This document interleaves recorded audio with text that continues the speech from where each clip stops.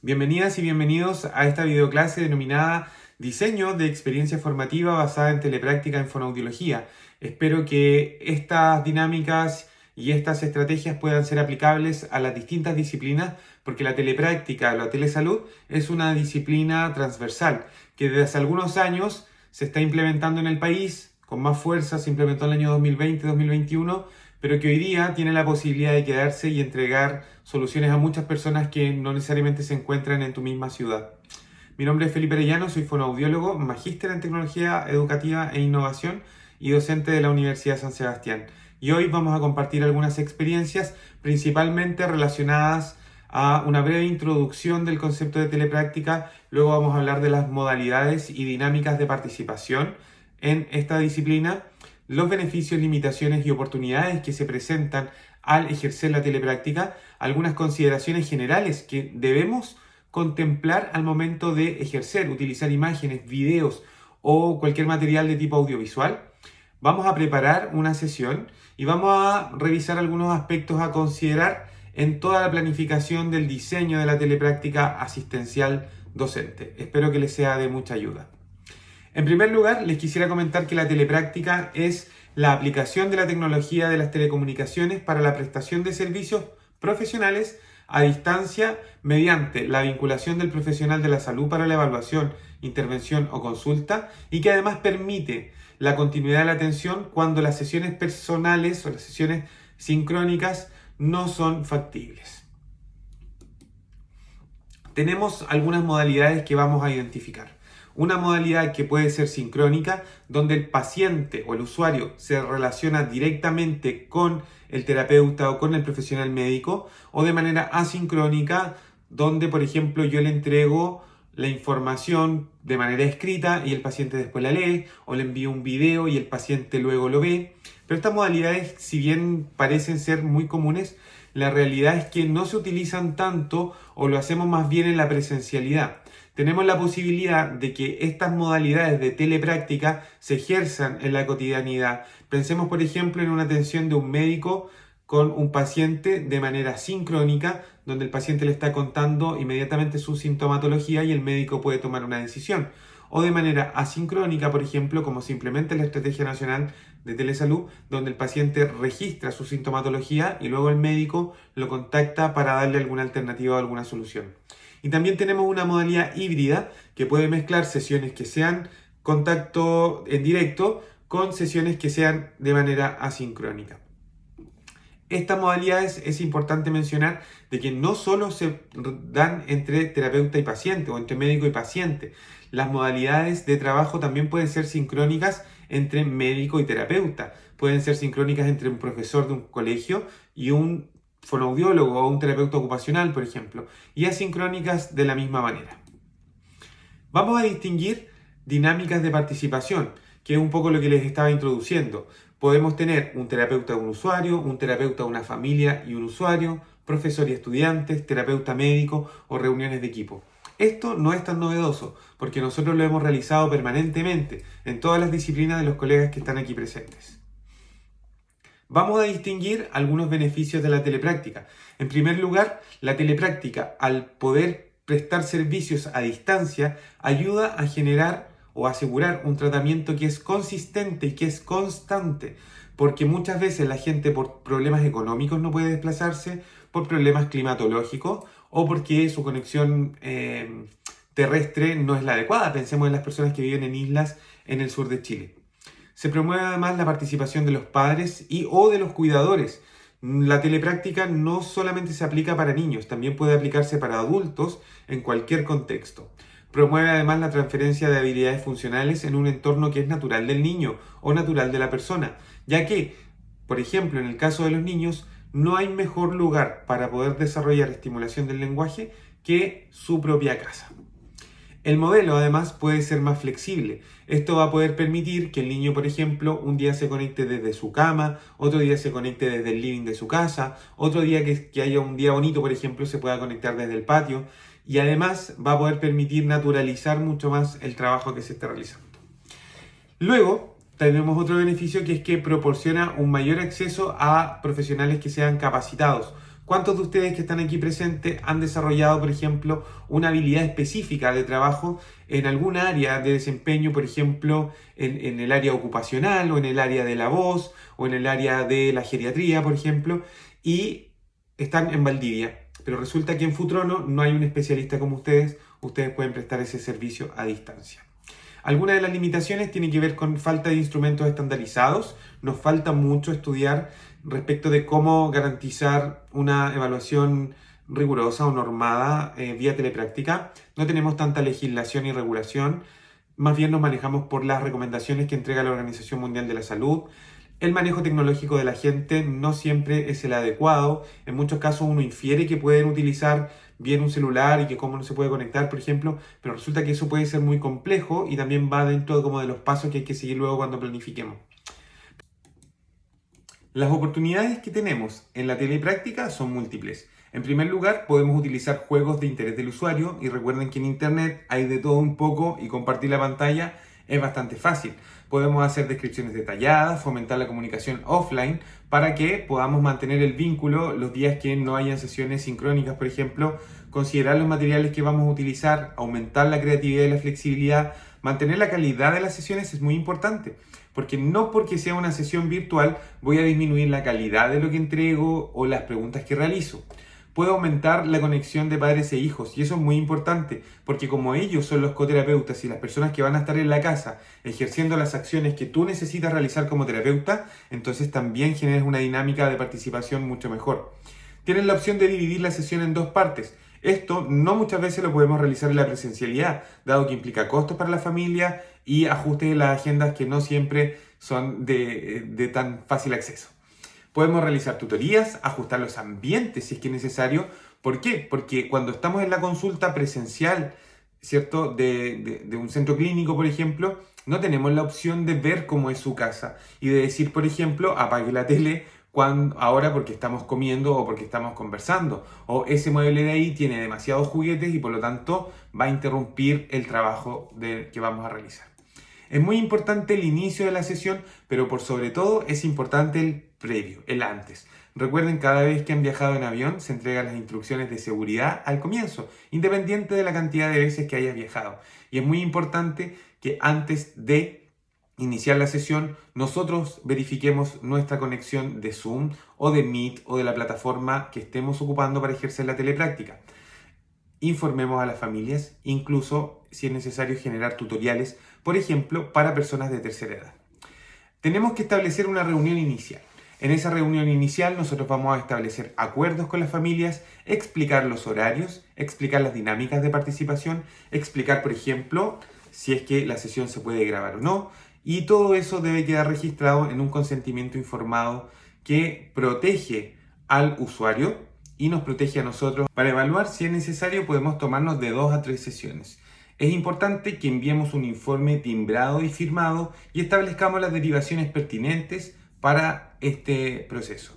Y luego en la terapia, donde debemos realizar una planificación terapéutica, el planteamiento de objetivos, entregar la información a las familias y por supuesto registrar las actividades. Cada actividad que realizamos vía telepráctica debe ser registrada, aunque sea de la manera más sencilla posible. Vamos a ver cómo mejorar nuestro espacio.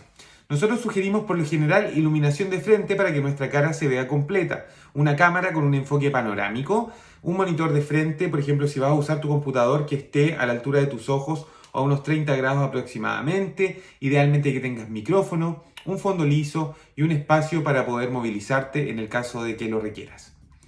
Luego, la conexión a internet también es relevante. Es importante que al menos la gente tenga una conexión de 1,5 megabytes, pero idealmente de 5. Si se puede conectar el cable del router directamente al PC, mucho mejor. Debemos considerar el material audiovisual que se va a utilizar. No es lo mismo utilizar una imagen donde se establezca que pertenece a algún lugar donde básicamente la robamos, o una imagen que sea libre de derechos de autor. Debemos asegurarnos de que esta imagen sea de ese tipo. Hay muchos motores de búsqueda como FreePic o Pixabay donde ustedes pueden encontrar este tipo de imágenes, de bancos de imágenes gratuitos. La resolución igual es importante. Qué aburrido es cuando vemos una imagen y esa imagen no se puede distinguir bien. Imagínense para un niño o para un adulto donde necesitamos agudizar o trabajar otras habilidades como lo ocupacional o el lenguaje o la comunicación o la cognición. No podemos favorecer al error por errores que nosotros pudimos haber previsto. Es importante que distingamos además los tipos de imágenes. Tenemos una primera imagen que es un vector, que sería el primer perrito con el hueso, una ilustración, que es un dibujo, y luego una fotografía, que es una imagen real. La gamificación es un concepto bien interesante y me voy a detener un poco para comentárselos. Quiero preguntarles ahora que reflexionen brevemente qué piensan ustedes cuando ven estas imágenes. Se lo pueden comentar al que está al lado. Estas imágenes nos reviven probablemente nuestra infancia, o si algunos tienen hijos, el Minecraft está muy de moda, ¿cierto? Pero la gamificación tiene que ver con estrategias o técnicas. Cada juego que ustedes conocen o que sus hijos juegan son juegos que tienen dinámicas, que tienen mecánicas y que son perfectamente aplicables al contexto de la educación. La gamificación es una técnica, un método y una estrategia a la vez. Por eso es que queremos promoverla. Parte del conocimiento de los elementos que hacen atractivos a los juegos e identifica dentro de una actividad, tarea o mensaje determinado en un entorno de no juego aquellos aspectos que son susceptibles de ser convertidos en juegos o dinámicas lúdicas. Todo esto para poder conseguir una vinculación especial con los usuarios, incentivar un cambio de comportamiento, transmitir un mensaje o un contenido, es decir, crear una experiencia que sea significativa, motivadora. La gamificación implica algunos pasos también. Por una parte, definir el objetivo. ¿Cuál es el objetivo que yo tengo a nivel terapéutico o a nivel clínico con este paciente? Determinar cuáles son los intereses de la persona, qué recursos dispone y qué recursos dispongo yo. Considerar la narrativa que tiene que ver con la historia o la imagen o el contexto en que se va a dar esta sesión, por ejemplo. Concretar el objetivo y la relación con el aprendizaje que ustedes van a dar. Considerar los elementos del juego como las dinámicas, las mecánicas o los componentes y los tiempos que van a determinar. Un ejemplo de dinámicas, mecánicas o componentes del juego tiene que ver con lo siguiente. Recuerden cuando ustedes están jugando, por ejemplo, La Gran Capital, muy antiguo. En ese juego ustedes van a la cárcel, pero una de las dinámicas del juego es que tú puedes salir de la cárcel para seguir jugando y también tienes la opción de ganar. Esa dinámica de juego es relevante y se puede aplicar en las sesiones de terapia. ¿Por qué? Porque si ustedes fueran a la cárcel y con esa opción pierden la oportunidad de seguir jugando, entonces no siguen jugando. Y la gracia acá es que haya muchos factores sorpresa, que hayan comodines, que hayan estrellitas, ¿cierto? Que el niño, independiente de que tenga la opción de perder, sepa que se puede recuperar. La gamificación implica definir un tema, un lugar, acción, personajes y generar incertidumbre. Y aquí toda la creatividad posible. Vamos ahora a preparar nuestra sesión. Para preparar la sesión vamos a considerar 4 aspectos generales. Vamos a distribuir la planificación en aspectos generales, aspectos académicos, tecnológicos y asistenciales. En los aspectos generales vamos a considerar la actividad, los objetivos y las consideraciones éticas. En los aspectos académicos, la asignatura en que vamos a impartir esto, las habilidades a nivel procedimental, actitudinal y cognitivo, y la metodología de trabajo. En los tecnológicos, qué aplicación vamos a utilizar, qué software, qué flujo de experiencia va a tener el estudiante. Y en los aspectos asistenciales, a qué usuario se está dirigido, qué prestación vamos a generar y qué insumos vamos a necesitar. Queda pendiente que siempre debemos tener un plan de contingencia y los invito a que también lo puedan considerar el día de hoy. Yo les voy a presentar una actividad que se realizó en el contexto del curso de telesalud. Esta actividad o esta planificación está completa y la idea es que después de esto, en el taller que continúa, van a poder ejecutarlo ustedes acá de manera presencial. La actividad que les voy a presentar es una sesión de teleconsulta donde se realizará una evaluación fonoaudiológica de habla en usuarios pediátricos. Al ser una sesión online sincrónica, se deberán utilizar herramientas tecnológicas para gamificar la sesión conservando los principios de la evaluación fonoaudiológica. Nunca nos podemos escapar de lo que nos convoca, ¿cierto? El objetivo es evaluar las habilidades clínicas de los estudiantes en la realización de una teleconsulta fonoaudiológica utilizando una plataforma virtual con un criterio de logro del 80% durante 45 minutos. Sugiero además que el objetivo sea planteado con metodología SMART, esto es, que sea específico, que sea medible y alcanzable. Las consideraciones éticas que vamos a considerar en este caso son que es esencial garantizar la confidencialidad de los datos de los usuarios, por lo que se debe usar una plataforma segura para el flujo de comunicación. Zoom, por ejemplo, tiene una muy buena encriptación. Las acciones deben realizarse iniciando con un consentimiento informado que será grabado en la primera videollamada donde se explicarán los métodos y alcance de la consulta virtual. Se establecerán los horarios, reglas de atención y responsabilidades de ambas partes. Esto es para la carrera de fonoaudiología en la asignatura de internado profesional del área infanto-juvenil. Las habilidades que se espera del estudiante a nivel actitudinal es que tenga confianza en el uso de TICs y respeto con el paciente y su familia en un entorno virtual y además que sea puntual. A nivel procedimental, el uso de la plataforma Zoom, la aplicación de un instrumento de evaluación adaptado a teleconsulta. A nivel conceptual, nociones generales de tecnología de la información y la comunicación y conocimientos sobre el desarrollo evolutivo del habla. La metodología es que se realizarán sesiones de atención directa, sincrónicas, con usuarios de un jardín infantil. El instrumento de evaluación va a ser una rúbrica que va a medir aspectos procedimentales y cognitivos. Esta es la rúbrica donde se espera, en el mismo formato que se utiliza en simulación, es que nuestros estudiantes se presente, verifique la conectividad y comunicación online, aplique el consentimiento informado, explique con claridad los procedimientos que se van a realizar, dé a conocer el tiempo de duración de la sesión, realice la evaluación del habla, interprete los resultados de la evaluación, genere una conclusión diagnóstica a partir de los resultados de las pruebas aplicadas, dé espacio para dudas al finalizar la sesión y luego explique los pasos a seguir. El plan de contingencia es algo que debemos manejar, pero básicamente está orientado a tener protocolos que nos permitan manejar la desconexión a internet. Debemos tener protocolos de cómo ajustar la evaluación si hay mala calidad de video o audio, o entregar una guía para que los estudiantes comuniquen a los pacientes los pasos a seguir ante cualquier inconveniente técnico. A nivel asistencial, los usuarios beneficiarios van a ser niños entre 3 y 8 años de edad. La prestación de salud va a ser una evaluación del habla. Y los insumos y competencias que se requieren es que los pacientes tengan acceso a internet estable, una cámara para la teleconsulta y la capacidad de colaborar en un espacio virtual bajo la supervisión de un adulto. Es muy importante que si el adulto no está al menos al lado del usuario, esté cerca, ¿vale? Porque son menores de edad y hay que tener todas las precauciones del caso. A nivel tecnológico va a ser una teleconsulta sincrónica, paciente profesional, donde tenemos la posibilidad de transmitir a tiempo real los signos, los síntomas, etcétera, para que como profesionales podamos determinar cuáles son las necesidades del paciente o evaluarlo. El software que sugiero para esta planificación, pueden usar cualquier otro, es Zoom porque incluye características de seguridad como encriptación de extremo a extremo, controles de acceso, autenticación, puede grabar las sesiones con el consentimiento del paciente. El flujo de experiencia del estudiante es muy relevante porque va a permitir de manera pedagógica que se pueda ajustar a los diferentes requerimientos que se presenten.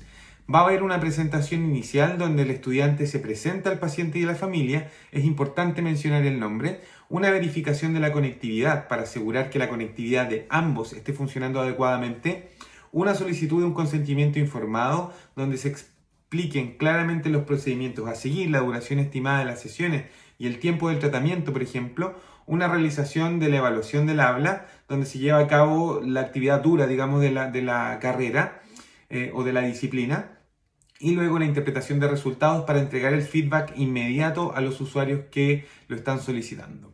Estas actividades pueden parecer muy simples, muy sencillas, pero ejercer la telepráctica requiere de preparación y requiere de innovar.